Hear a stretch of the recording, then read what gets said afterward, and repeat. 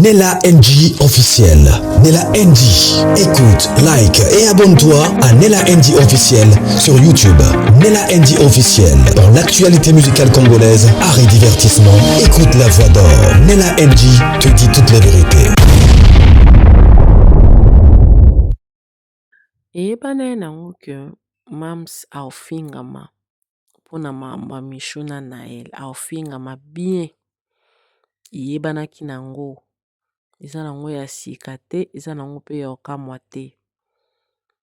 Mais eyebanaki te ke un jour tokobanda koasiste na kofingama ya mams mpona motu moko akotaki na SB. Wana nde eyebanaki te. Mais na likambo ya Michou, on savait très bien qu'on allait inclure Sila dedans. Tozalaki na ba problème awa. Ba problème ya nani ya Muchopi. Ba problème ya Muchopi ezalaki awa. Bato baoya baoloba balobi. Pokotisa Bellevue na kati te, Muchopi aza artiste ya Bellevue te. Ayaka nde ko jouer. Mais quelque part bayo oloba esusu balobi soki bomoni Muchopi atelemaki te po ya kosala live po bureau epekisaki. Mais biso bato tolobelaka mams tokotisaki Bellevue na kati te. Bellevue akotaki na kati ya makambo po kombo na ezalaki cité parmi balele na makambo asala. Epi mutu asite kombo na eza pe kaka ye mo Muchopi.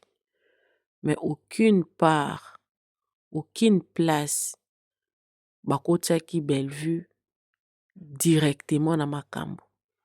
Na ba analyse kutu ebele tobandaki kotia Bellevue mopanzi. Tozolobela Muchopi ye moko. Na makambo oyo, il y a deux personnes oyo bazelaka likambo ezala na SB. Po bakotisa Sila na kati. Donc Sila akoma mbeka ya ba chroniqueur pro Michou. Parce que Michou bakoma na ba chroniqueur na ye. Po so ye namoni neti Jael Show na Nenea. Bon, totia no Jael Show mopanzi, tozwa no Nenea to PCA. Nenea na kooloba aosala ngo na but mibale. But ya liboso azosala ngo oyo balobaka kotuka, aotuka Michou alongwa. Po so ye Michou alongwe, ba utiliser Michou contre Sila. Akoma adversaire ya Sila. Donc bao préparer bombe à retardement, bao tuka ye, bao kotie ba boule déjà longwa ozala bien. Parce que nalandi analyse na ye. Nalandi analyse na azoloba ke Michou wana succès, wana chaîne YouTube na yo, oleki pe Sila na succès. Bon wana eza na kaka bilobele amoni wana eza na kaka babilobele kaka nde ezala kaka. Po wana penza eza penza nonsense. Michou penza boye atie date penza na poto. Bato basoli pe bayota neti nini ana. Bayota neti nini.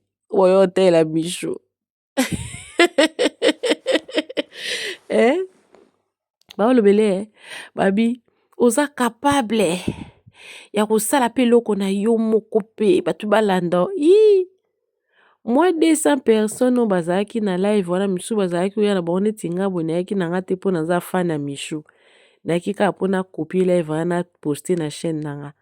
Et plein d'autres personnes étaient venues dans le même but que moi. Ke baye ba copier live batie na ba chaîne na bango balakisa batika na ba preuve. Le leadership, ça se prépare.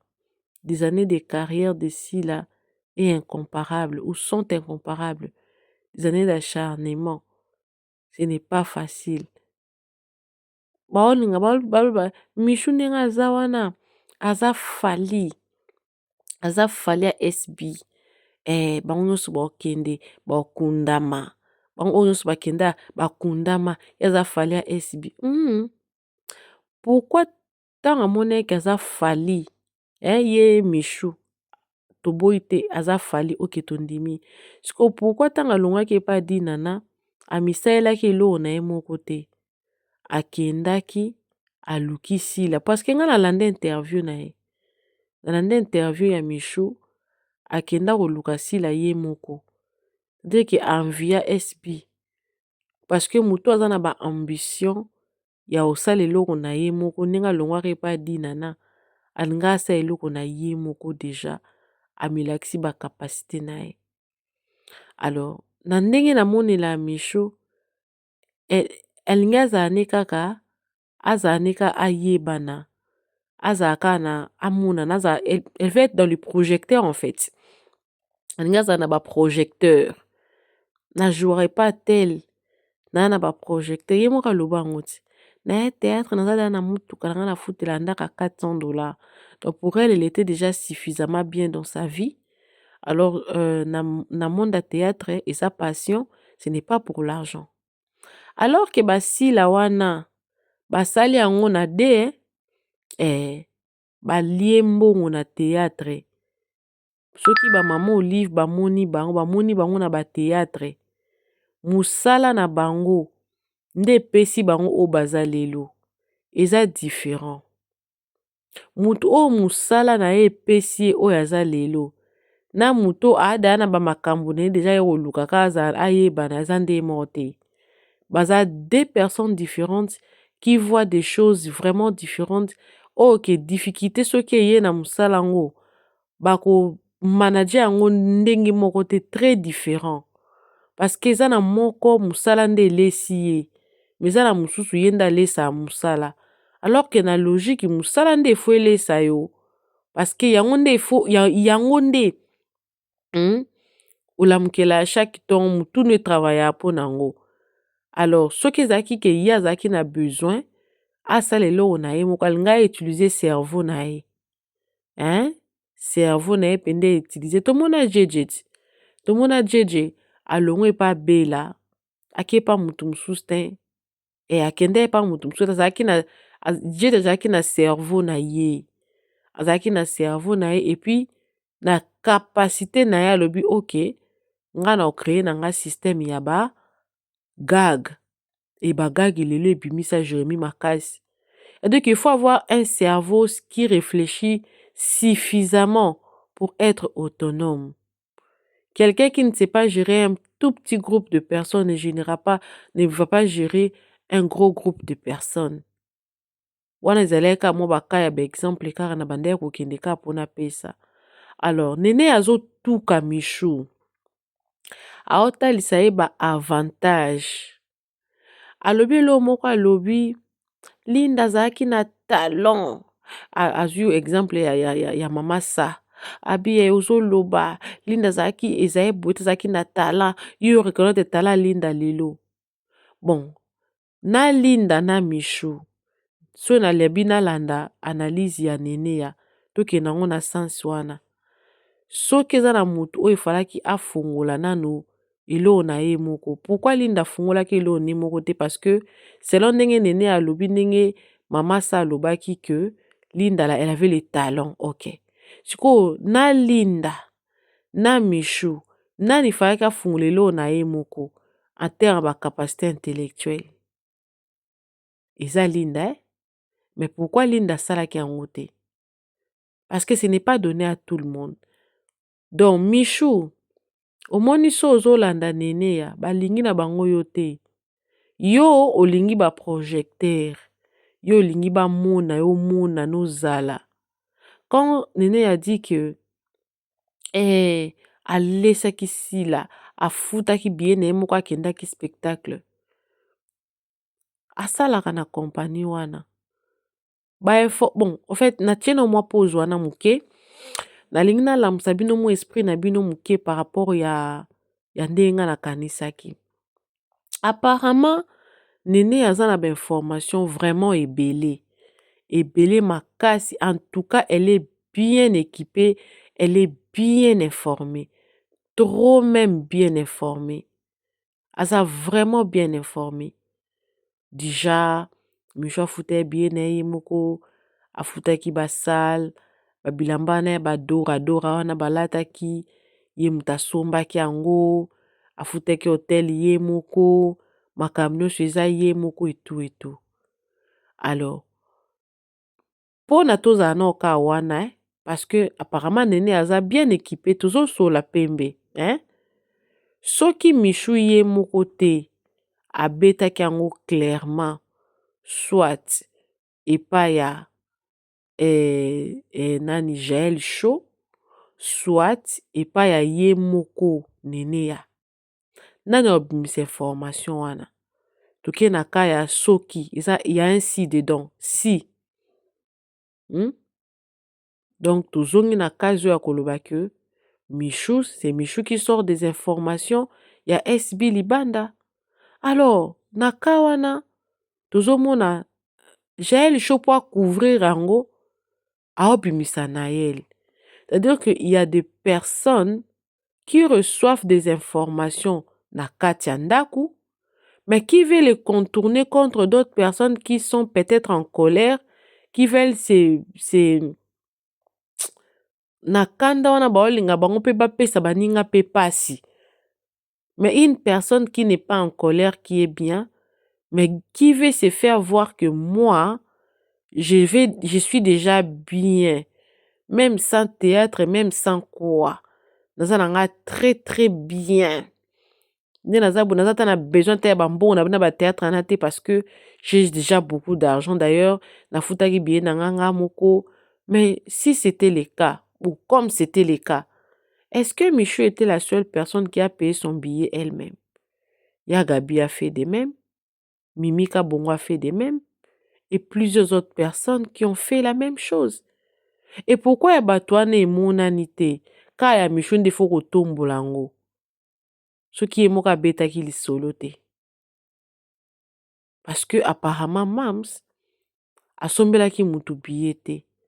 Ezala ya Mimika Bongo, ezala ya Gabi, ezala mutu nyonso akende ko assister Mams. Bafutaki même atato lobaka Akasia wana. Afutaki billet ye moko to tiango bon parce que naza na information te na so supposé. Pourquoi ya batu nyonso wana poser problème te et le but ki ba bokoli si la ba pesi ete ya Michou ka ande ebima ke ye abokoli si la pesi ye. Pourquoi ka il faut ya Michou ka kande et ça la problème et le baki abokoli si la. Ozomona ki quelque part ba ozo utiliser Michou lokola babenga ngoni bazo utiliser lokola proie pour ba atteindre si la.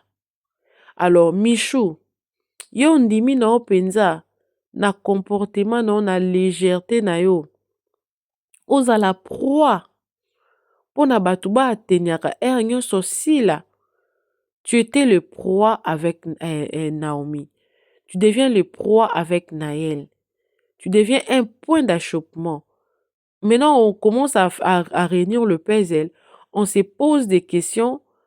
On était peut-être allé vite en besoin pour ton cas avec Linda. On se pose des questions parce que ton nom est cité dans tous les cas. Mais quelque part, on veut faire croire que on te jalouse. C'est toi qui as l'étoile qui brille. C'est toi. Alors que d'autres personnes aussi sont là avec toi.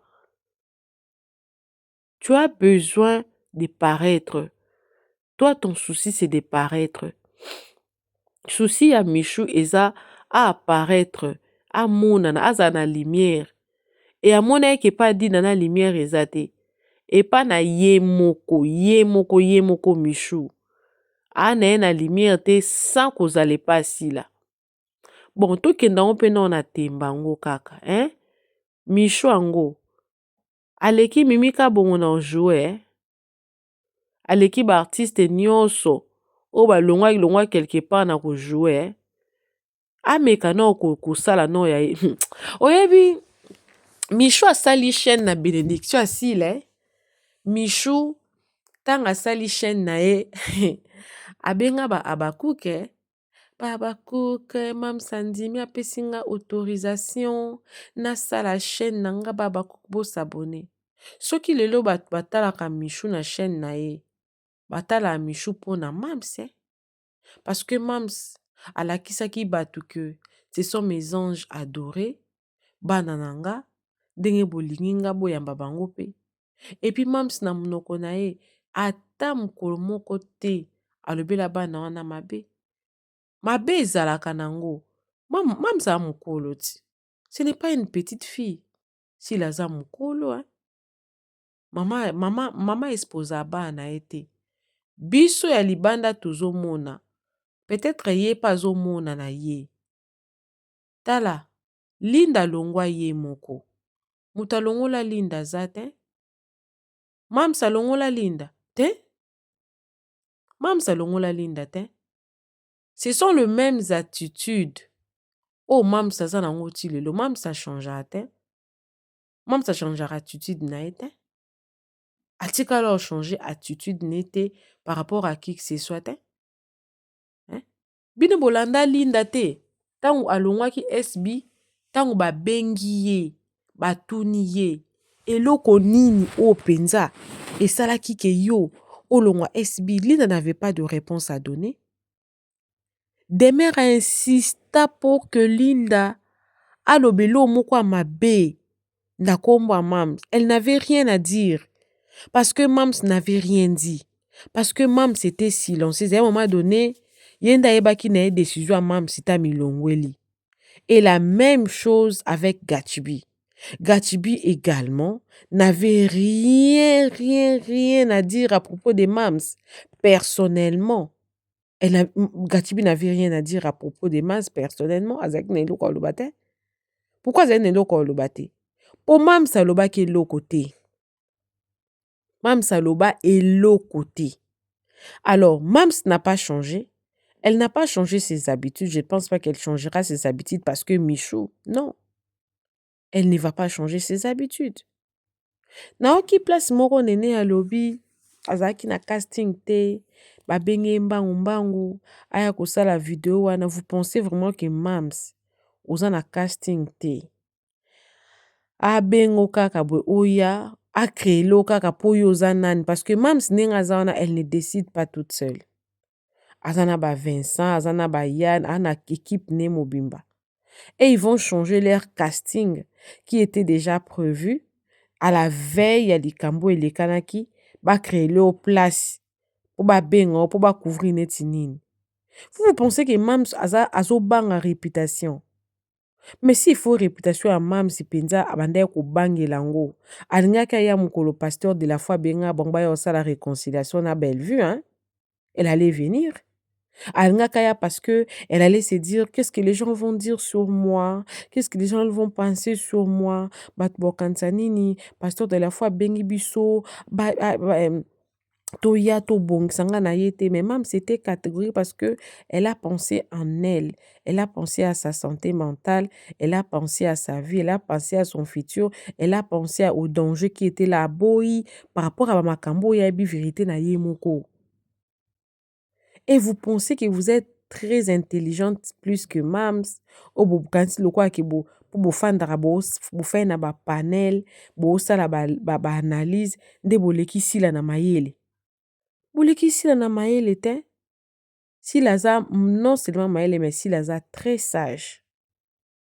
Et le silence, c'est vraiment une arme. Et nga penda kono, nga penda Mams, vraiment, azaka na position na yazawana. Parce que ce beau observer peu vidéo, na bon que Mams n'avait pas tout rabi, kata tout travailler. Kata tout travailler.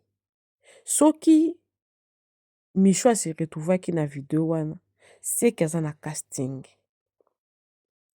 Mams abanga mutu te. Ezaki na Abakuke mususu na kozwaka Linda na Gatsby. Bato azaki kotuna, ah Gatsby, pourquoi tu joues pas dans tous les films? Films ceux qui osa na casting te bakotia yo te. Bakotia yo te. C'est bakoki pe kotia, bakoki pe kotia yo. Monsieur bakotia yo te, bakoki pe kotia yo te. C'est comme ça. Mams ako changer schedule n'était pour asepelisa bato. Ça, ce n'est pas mams. Ça, ce n'est pas mams. Azanika, une personne humble. Elle a de la compassion, qui utilise le silence comme son arme la plus redoutante. Parce que pour y position à mams, c'est impossible. Le manque de respect au beau, ça mais ça n'a pas manquer respect. Hein, ils ont la si mbali beau sauter. Ils ont que Michou sache que et commis de trop ou que c'est à cause de toi. Baninga msu bazo fingama. Mam sazo fingama na sima na yo. Azo fingama. Et je pense que la situation ici est hors de ton contrôle. Michou ne le contrôle pas. Nakolo bateke Michou azo contrôler situation te parce que Aza n'est sage te. Aza elle n'est pas sage. Na ba problème o eza lelo boye. Aza na besoin batu ba soutenir ye batu bazala na ngambu na ye. Siko loko aza na besoin batu bazala na ngambu na ye.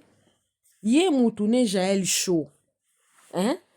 Analyse ngwa Jaël Chaud na mona ke on entier la bino ah ouais na suka. Bola boka no analyse a Jaël Chaud ngo. Ndenge muta o raisonner muta bongo soka peso neti conseil za po peso conseil neti ya ndenge nini. Parce que ça on a ba étude comparative ya bataille na ba mabumu na ba mituka na ba beauté na ba nduta. Parce muta bongo soka neti fois peso neti conseil hein. Alors peso neti conseil ya ndenge nini. Donc tant bo sola na mutu bozana bango na nini na conférence ana bo ba fantika bia afanda di tikela susu moto girango to cha grimace nini anenga zana au grimace ka mams tanga au grimace batasila ba bomelo moto po ba banga to ko bomelo moto te biso to lingi moto na moto à se sentir na place na SB. Il n'y a pas plus grande place à une seule personne que d'autres. Il y a de la place pour tout le monde et il faut faire de la place pour d'autres personnes. Il faut faire de la place pour d'autres personnes. Tu ne peux pas vouloir dominer d'autres. On va pas mettre Tochan à 7, hein? Tochan à 7. Tochan te. Eza ba loi yabandaku. Je ne pense pas que yako créer loi na ye moko. Yaza mona moko aza spécial. Loi na ye, ils ont loi moko très spécial. Que s'il faut pas traiter Michou, bah traiter Boé. S'il faut pas traiter Naël, bah traiter Boé. Ce vous remarquez bien. Mam ça peut ça bango ba combo. Parce que elle s'est dit, elle les aime toutes. Ou tous. Ok, témoignage ya Flavien te. Flavien. Tanga ya ki première fois na SB. Alobi place ezali ya yo koko ya nyonso. Boka témoignage ya garçon ateka ba perruque te. Na bosani kombo na ye. Mam sabi o koka. C'est-à-dire que mam c'est aza jara bato yo tellement elle est aza comédienne, aza humoriste. Ayebara déjà que avec telle personne pour nana zane bien, il faut na kene na personnalité oyo. Pour nana mettre en confiance. C'est-à-dire que atia bana na confiance à travers ba personnalité na bango, ba profil na bango, à négligeant mutute à tel point que toi tu penses que ce qui a le bel au bout, c'est-à-dire que elle me prend, que je suis plus que non. C'est-à-dire qu'elle veut seulement te voir bien. Et puis elle a étudié ton profil, elle a étudié caractère noyo. Elle a dit que moi nanga oyo na caractère na ndenga za boy. Alingi na sale boy. Et pour que yo à l'aise, à côté on a caractère na à l'aise et peso kilo. Tant que ne peut pas Naomi, la trésorière, ma fille, a-tu on a caractère na yo pour yo pose à l'aise. Tant que ne sous c'est pas Princilia. Tant que ne pas awa. Mais mutape sa awa kombwana isa mam cité. Mutape c'est mams. Bozo imagine. C'est-à-dire que Même si soko osola na yo, aza koétudie caractère na yo, azoétudie personnalité na yo, aza koétudie yo mpo atia yo na confiance, mpo opesa meilleur na yo, mpo ozala yo. Aosala nini? Apesi yo mwa eloko moko boye, apesi yo confiance, atie yo boye, okomi na confiance de soi. Les hommes tout comme les femmes, même s'il les faisait. Elle a fait avec Linda. Elle a fait avec Gatsby. Elle le fait avec tout le monde. Wana ezaka mpona lakisa bino que s'il a changé te, c'est tout à fait elle. Bino bofana na mutu, bozo comprendre na bino te si lango, soka fonctionne ndeni.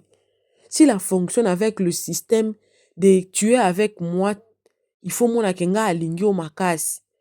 Voilà, donc même ça, elle sait mettre ses enfants na confiance pe na bolingo.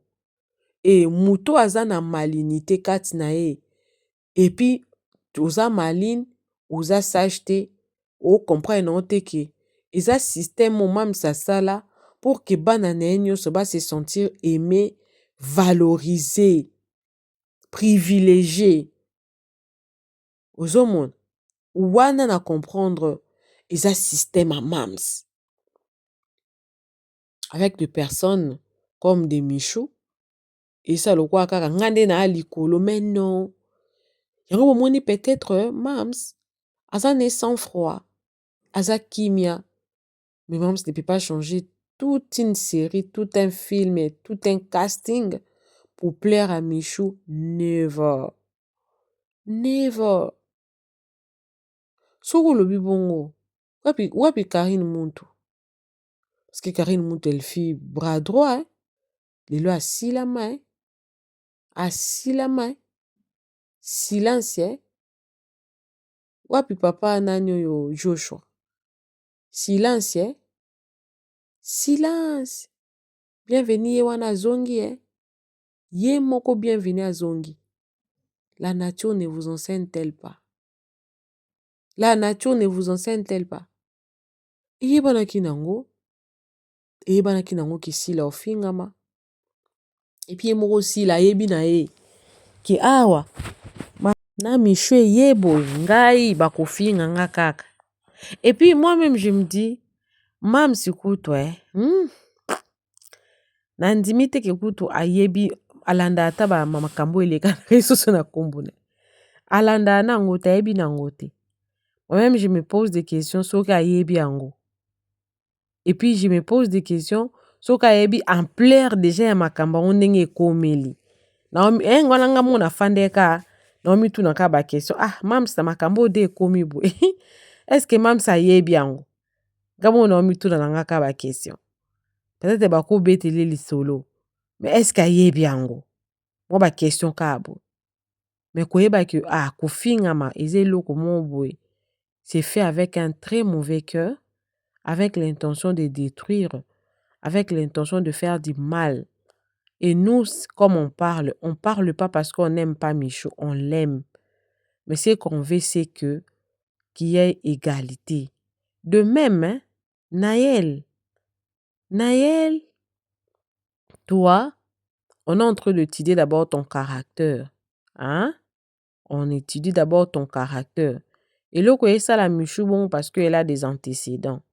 Mais ne profite pas de cette défaillance-là, parce que d'abord, on a qu'à kokota makamabekolo awa, pour que maka kikolo boite. Mais ne sois pas quelqu'un qui vient, qui trouve des failles, qui muninga ada na mo ba faille boye. Oh, fallait ayemba que banda na yiba dongo ata misili ebungi. C'est-à-dire que nayebi da ke Michou déjà boye. Ye position na ye na ba chroniqueur ezaka boye. Soki na betika elo mo boye ba oloba te ke zanga ba oloba ka eza Michou. Non ma chérie, ne te mets pas dans cette posture-là. Parce que pas aujourd'hui, pas demain, pas après-demain. Nous, on pensait que c'était comme ça, Linde et tout. Mais aujourd'hui, on comprend. Donc, ça veut dire que la nature va te rattraper. La nature n'oublie personne. La nature ne va pas t'oublier. Tu seras toujours rattrapé. Tu seras toujours rattrapé. On va toujours te rattraper. Mais pour le moment, loko laissé Salema qui déjà na Naomi. Et Salemi sou na yo avec la même personne. Vous avez moins bénéfice du doute na yo zanango. Parce que la personne, elle est récidive. La personne, elle est récidive. Et curieusement, deux personnes, l'une de notre famille et l'autre de l'autre famille, qui prennent vraiment leur temps au moutayo ça l'analyse, azo défendre plutôt qu'à talisa.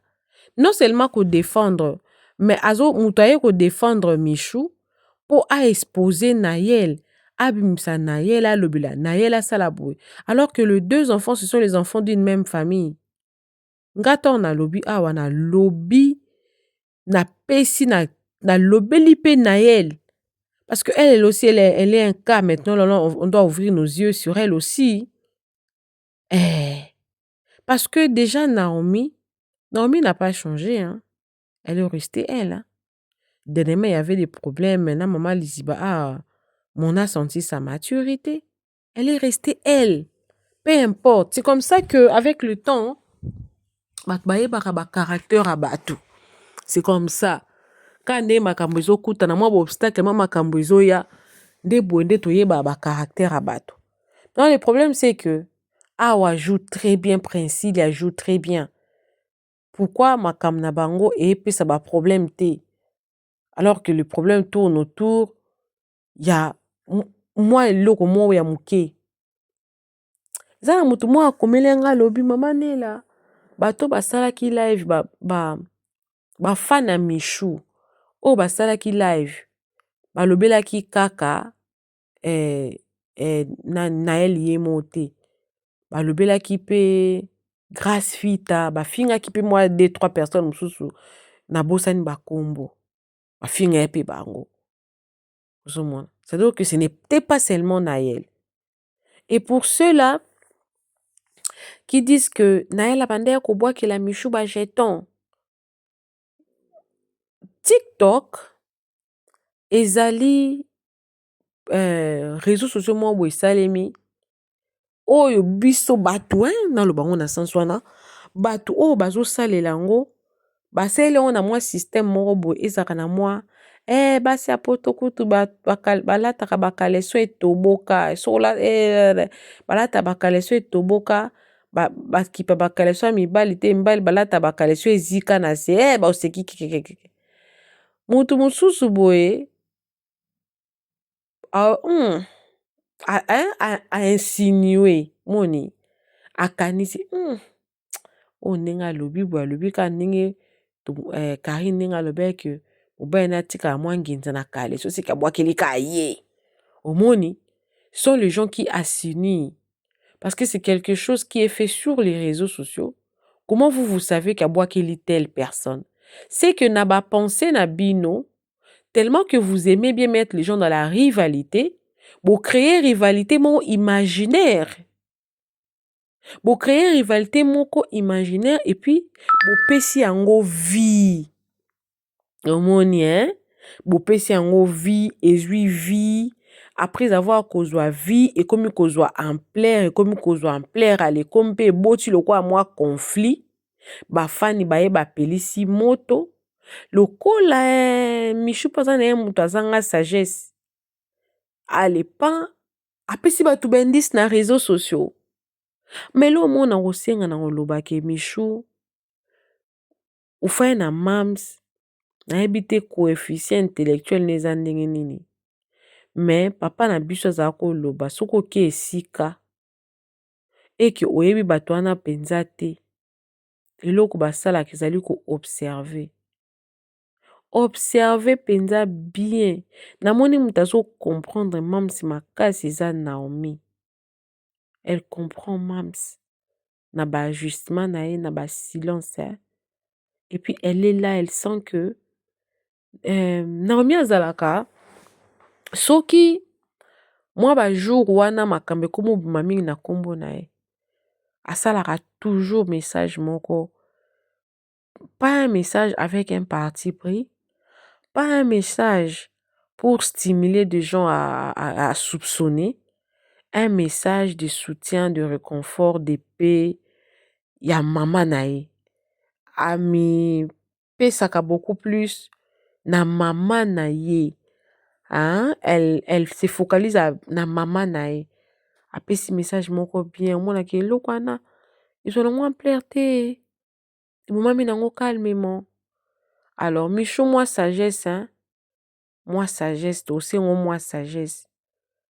Mais, oza mbuma, oza nyama, o aliaka, lidesu.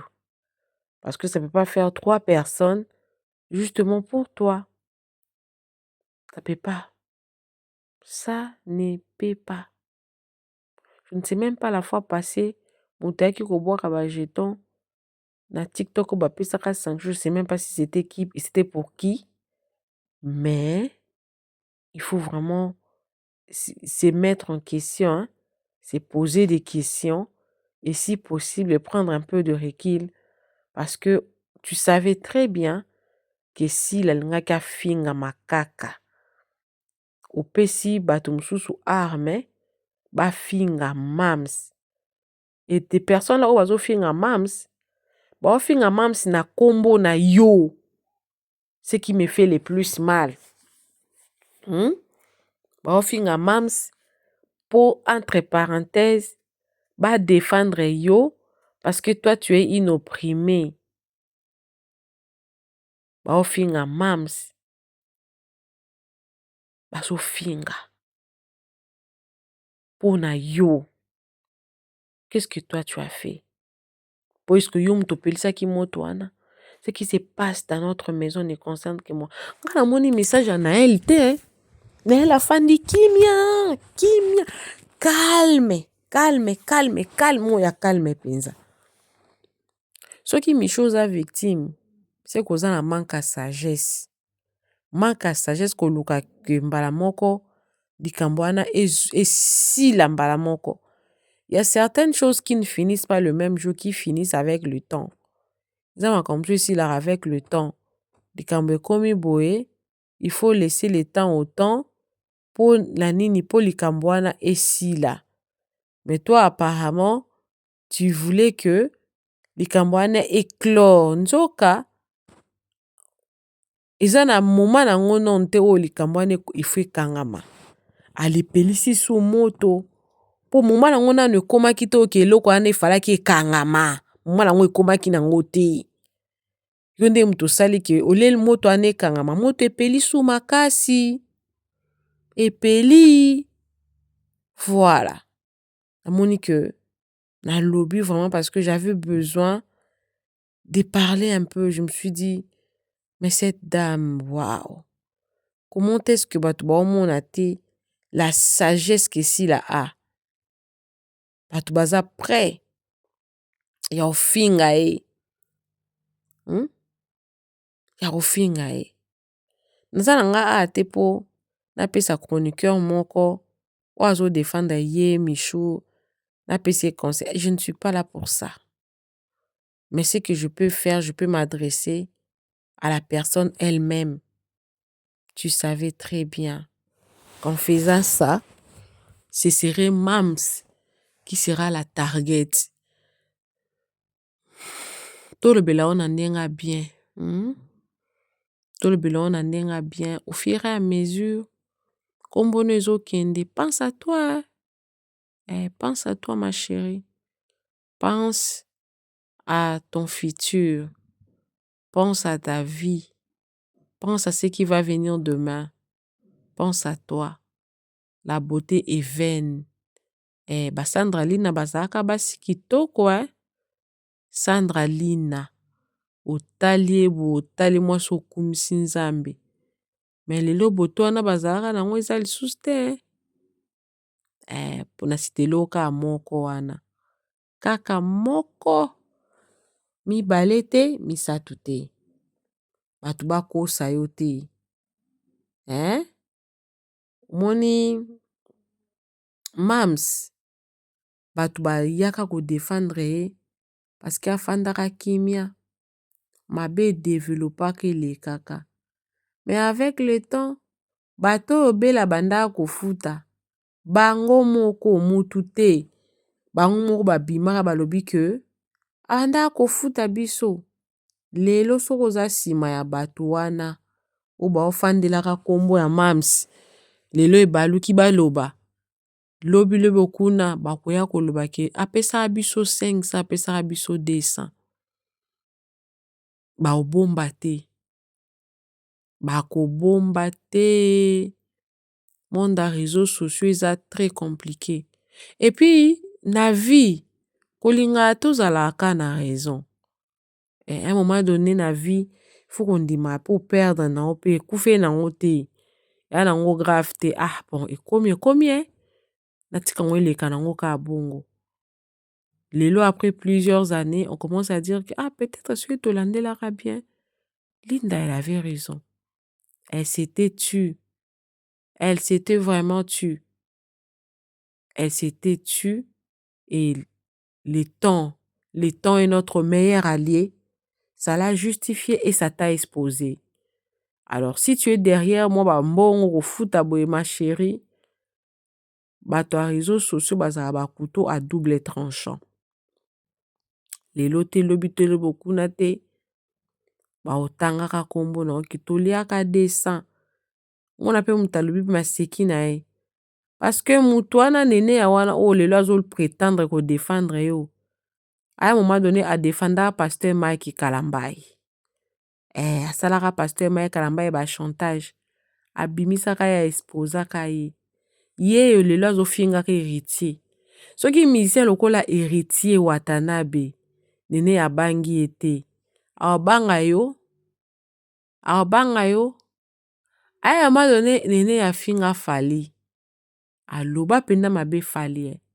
Alobela pe Kofi mabe. Donc ozali penda eloko te epa ba nene ya wana. Oza pe eloko te epa nani oyo Jael Show. Baza bata ba intérêt. Mutna minute oyo ezala nene ezala Jael Show. Ezala ta moura. Bazo tirer profit. Bazo tirer intérêt na bango na makambo. Mais quand ces personnes-là n'auront plus d'intérêt envers toi, si tu as quelque chose à voir avec eux, place olande bakoya penda ba eko exposer au bien et tokoyeba. Alors c'est le moment. Il n'est jamais trop tard pour se rétracter de quelque chose. C'est vraiment le moment de te positionner, d'être calme, d'être bien. Que chacun vive dans son coin, respecte sa bande, respecte ses limites. Et vous allez très important, makasi, et beaucoup de respect et de sagesse, plutôt que boé. Et ça là, vraiment, kitoko ata mukete na pasi na mawa. Lona landi live ya babaku babi, bana mamsi vraiment, mamsi apporta bino na motema. Aosa nyonso bozala l'aise. Bino boza ko emiliaka ye kaka. Mam so préparer l'événement na ye. À chaque fois qu'il y a un événement, c'est toujours Michou qui est tagué. Okomi porte nini batba kotaka na nzela na yo. Essaie un peu de changer. J'avais une maman là qui conseillait, bandait quand même ko conseiller. Naela ye na ye kaka na mingi te. Bunda na vie na ye. Elle se bat. Azo bunda. Vie ezaka na ba circonstances ebele. Mutuka eza garanti te kokumisa. Mutuka ekosala accident. Okosomba pe kunini bato baye pe basombi te. Vie eza très compliqué. Vie changeaka. Qui lui cru lelo si la linga za na chaîne, si la linga rapsala na Paris. Mutu moko ayebaka te. Dans na 2024 mutu ayebaka pe te. Ki si la osala boye na année na 2026. Mais salemi. Avenir est imprévisible. Personne ne peut faire des prévisions sur l'avenir. Alors c'est le moment de prendre les dispositions pour que vous allez bien na futur non parce que si là ma finga et ça la eloté afinga ma trop yonde mutu ozo préparer déjà milinga na po ebima kala mingi te na bato ozo se confier na bango lobi tokoyoka makamni o se confier na bango monde des réseaux sociaux est très versatile. Je peux même dire trop versatile. Un bon entendeur s'aligne. Bisous, bisous, que Dieu vous bénisse. Bye. Nella NG officiel. Nella NG. Écoute, like et abonne-toi à Nella NG officiel sur YouTube. Nella NG officiel. Pour l'actualité musicale congolaise, art et divertissement, écoute la voix d'or. Nella NG te dit toutes les vérités.